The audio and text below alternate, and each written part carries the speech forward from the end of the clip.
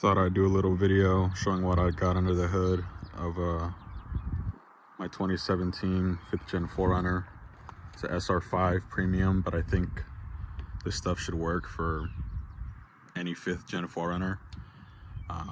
You can see here, this is my Auxbeam 6-gang control box.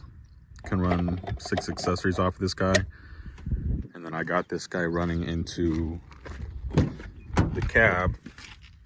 See, I only got one item on it right now, but a couple times it'll put more accessories on it later on. You know, maybe some grill lights, maybe hood lights, rear, reverse, work lights of sorts. The only thing I have in here right now is this onboard air compressor. This is a viair 88P, so it's supposed to be a portable air compressor, but I hard mounted it.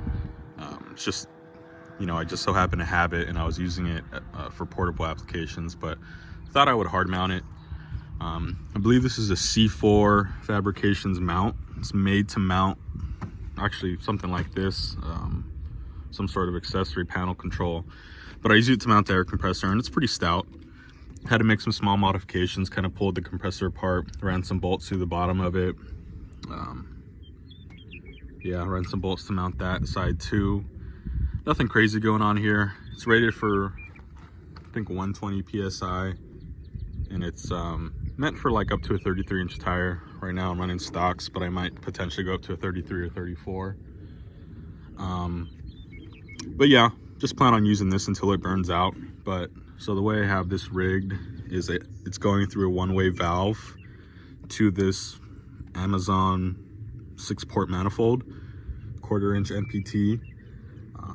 Got these two sides plugged, you know, if I ever wanted to run it to a tank or maybe run a line to the rear of the vehicle.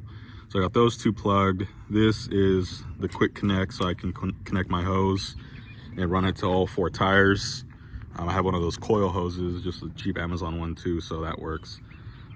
This is a safety release valve. I think this is rated for, might be 150. So if for whatever reason this sensor fails, this should pop and hopefully protect everything from blowing itself up. And then the sensor kicks off at 120. So once I turn the compressor on, this essentially pressurizes this small system to 120 PSI. Once this sensor notices that, it turns off the power. So I have this mounted in line with the power for the compressor. So, I mean, that would probably be more beneficial if I had like a tank, so I could actually pump up a tank and it would kick off at 120. But this kind of just prevents the compressor from running full time and blowing itself up. So let me just show you real quick. You can kind of hear it just kick on and off. If I have the keys. So the way I have the Auxbeam controller wired in, it's wired into an accessory fuse underneath here. I think you can actually see it. It's that guy. So it only works with the key in the accessory mode.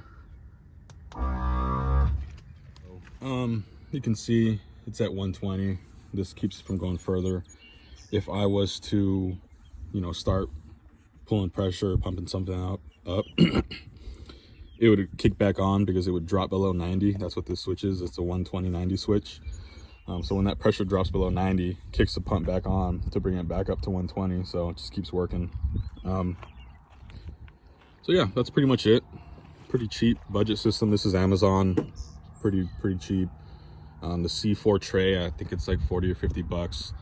The compressor at the time that I bought it might have been 60 bucks. And then, you know, this is all Amazon. So everything works out pretty well, pretty cheap, and sets me up for future modifications.